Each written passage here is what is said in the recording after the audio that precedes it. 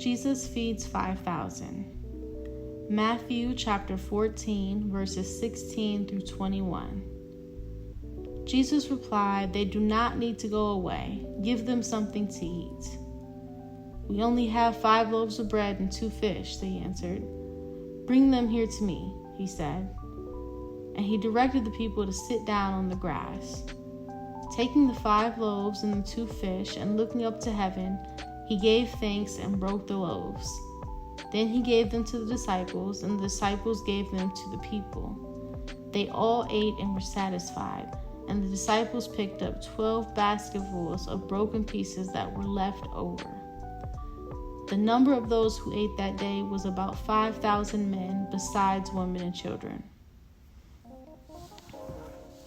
On December 30th, 1984, a 16-year-old young woman named Gloria gave birth to a baby boy in Akron, Ohio. The boy's father was not there. She briefly had her mother's help raising the child, but her mother passed away when the boy was only 3 years old. Gloria gave everything to continue raising the boy by herself. After her mother's death, Gloria eventually lost their family home and was forced to move around.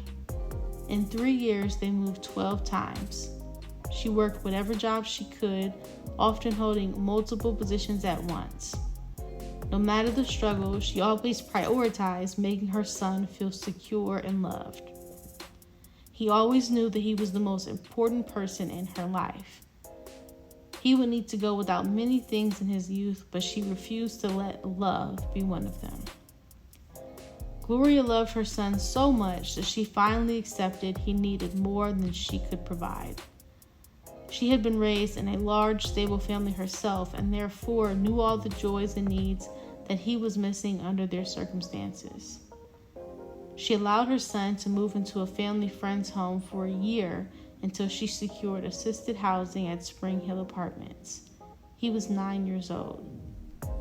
This sacrifice gave her son a foundation and experience that she would not have been able to give him, including participation on his first basketball team, the Hornets, at Summit Lake Community Center.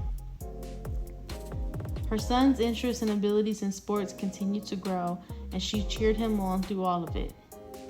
He became the top high school athlete in the country, right at Akron's own St. Vincent St. Mary's, and was the first NBA draft pick of the 2003 season, directly out of 12th grade. He went on to win 4 NBA championships, including the first championship for the Cleveland Cavaliers, 4 MVP awards, and became the #1 top scoring player in NBA history. He married a gorgeous woman, another extraordinary Akronite, and had 3 kids who are currently building names for themselves in sports and entertainment. For the entirety of his career, he has uplifted his community. Gloria's struggle inspired them both to create a foundation that creates generational change for families in Akron, Ohio, through various services. The foundation has donated over $100 million to charities that support this vision, organized a school that supports at-risk youth, and developed free housing for the students' families.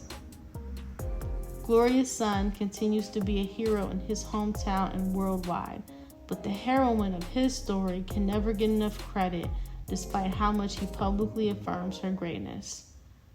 The legacy of the best athlete in the world begins with an indestructible teen mom from Akron, Ohio. Gloria was given 5 loaves and 2 fish, but she fed the world a legend who has now contributed millions to needy families.